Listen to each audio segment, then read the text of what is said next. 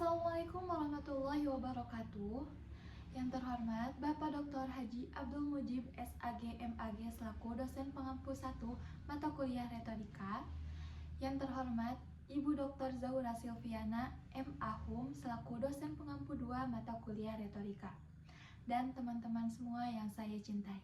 Baik, berdirinya saya di sini untuk memenuhi tugas ujian akhir semester mata kuliah retorika dengan membawakan pidato rekreatif yang berjudul Seni Mulia Pura-Pura Sibuk, Panduan Hidup Generasi Layar. Kredibilitas saya di bidang ini tidak perlu diragukan, karena saya praktisi yang berpengalaman. Saya pernah membuka laptop di perpustakaan dengan ekspresi yang sangat serius. Padahal saya sedang menonton video kucing selama 2 jam. Tapi tentu, semua itu sudah berlalu. Retorika mengajarkan kita bahwa patos bukan hanya tentang air mata, tapi tawa juga adalah emosi yang sah. Dan tawa, menurut Aristoteles itu sendiri, adalah ciri khas manusia. Maka di sini izinkan saya bertanya, siapa di sini yang pernah mempunyai to-do list yang panjang, jurnal bullet yang cantik, kemudian mempunyai 3 aplikasi produktivitas, tapi nyatanya tetap mengerjakan tugas di H-1 deadline. Lihat, kita semua di sini bersama, tidak ada yang sendirian. Inilah patos, rasa senasib yang menyatukan. Dan logos, logika dan data juga mendukung kita. Microsoft Research menemukan bahwa manusia modern mengalami gangguan fokus setiap 40 detik saat bekerja di depan layar. Kemudian Global Productivity Report mencatat bahwa pekerja rata-rata hanya benar-benar produktif selama 2 jam 53 menit dari 8 jam kerja. Artinya, bila kamu merasa tidak produktif hari ini, secara statistik berarti kamu sangat normal. Sebagai praktisi berpengalaman, izinkan saya membagikan 3 teknik utama dalam seni pura-pura sibuk. Teknik pertama, kerutan dahi strategis. Kerutkan dahi, pandang layar, sesekali mengangguk pelan. Siapapun yang melihatmu akan langsung berpikir, wah, dia sedang memecahkan masalah kompleks.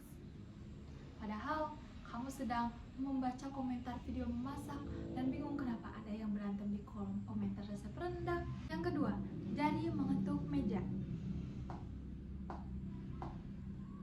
Sinyal universal bahwa kamu sedang berpikir keras. Yang orang lain tidak tahu, padahal yang kamu pikirkan, tadi makan siang emang kurang asin, atau lidah aku yang lagi bermasalah. Teknik ketiga, tekan ALT plus tekilat. Bila ada orang yang mendekatimu, pindah layar secepat mungkin dari YouTube ke dokumen kerja dalam 1 detik.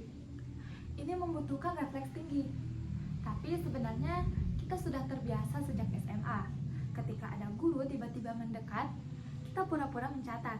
Padahal dari tadi yang kita lakukan hanya menggambar di buku tulis kosong. Bakat itu tidak hilang, hanya berevolusi. Yang saya cintai, izinkan saya menceritakan kisah seorang pahlawan di zaman modern. Sebut saja namanya Budi. Budi ini bekerja dari rumah. Suatu hari, bosnya video call tiba-tiba. Budi kaget. Dengan cepat ia memakai kemeja di bagian atas rapi. Bawahnya, dia memakai celana tidur bermotif bebek. Dia rapikan meja yang terlihat oleh kamera. Bagian yang tidak terlihat, ada piring kotor, gelas kotor, bahkan ada kucing yang sedang tidur di atas dokumen penting. Dia nyalakan video call. Senyum profesional, suara serius. Selamat pagi Pak, saya sudah review semua dokumennya. Dokumen yang dimaksud padahal baru dilihat 3 menit yang lalu. Teman-teman sekalian, Budi bukanlah seorang yang gagal. Budi adalah simbol ketangguhan generasi kita. Dan di ruangan ini, saya yakin ada banyak Budi di sini. Tapi teman-teman, di balik semua tawa ini, ada logika yang perlu kita renungkan bersama. Mengapa kita perlu pura-pura sibuk? Bukan karena kita pemalas, tapi karena kita hidup di era di mana terlihat sibuk adalah ukuran nilai diri, di mana dianggap berhenti sejenak dianggap tidak produktif, di mana beristirahat diikuti rasa bersalah, di mana otak kita dibanjiri informasi tanpa jeda sehingga fokus kita menjadi barang yang langka.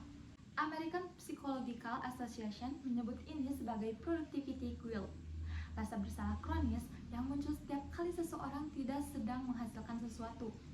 Dan akibatnya, kita tidak pura-pura sibuk karena malas. Kita pura-pura sibuk karena kita tidak tahu lagi cara beristirahat dengan tenang. Teman-teman yang saya cintai, saya memilih topik ini bukan hanya semata-mata untuk mengundang tawa saja.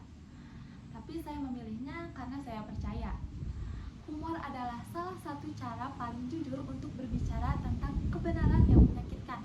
Kita lebih mudah menerima cermin bila cermin itu membuat kita tersenyum dulu sebelum merenung. Dan itulah esensi dari retorika rekreatif yang saya pelajari di mata kuliah ini. Menghibur bukan tujuan akhir, tapi pintu masuk menuju pesan yang bermakna. Maka sebelum saya tutup, saya ingin menyampaikan satu pesan sederhana. Ada kalanya otak butuh diam, ada kalanya tubuh butuh istirahat yang nyata, ada kalanya kamu perlu duduk tanpa tujuan. Dan itu bukan pembalasan waktu, itu namanya menjadi manusia. Dan manusia yang baik-baik saja jauh lebih berharga dari mesin yang terus berputar sampai rusak. Maka kesimpulan dari pidato rekreatif ini adalah produktivitas sejati bukan diukur dari berapa banyak yang kamu lakukan, tapi dari apakah yang kamu lakukan mampu membawamu ke tempat yang kamu tuju dengan tubuh dan pikiran yang masih utuh.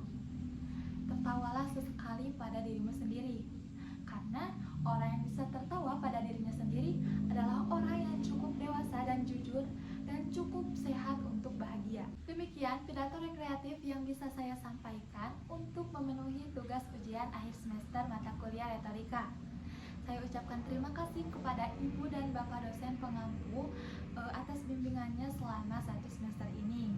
Karena saya menjadi tahu, retorika bukan sekedar ilmu berbicara, tetapi ilmu menyentuh manusia dengan kata-kata. Bila ada yang membuat tertawa tadi, itu disengaja. Bila ada yang membuat merenung, itu juga disengaja. Mohon maaf atas segala kekurangan dan kesalahan saya. Wallahul muwaffiq ila aqwamit thoriq. Wassalamualaikum warahmatullahi wabarakatuh.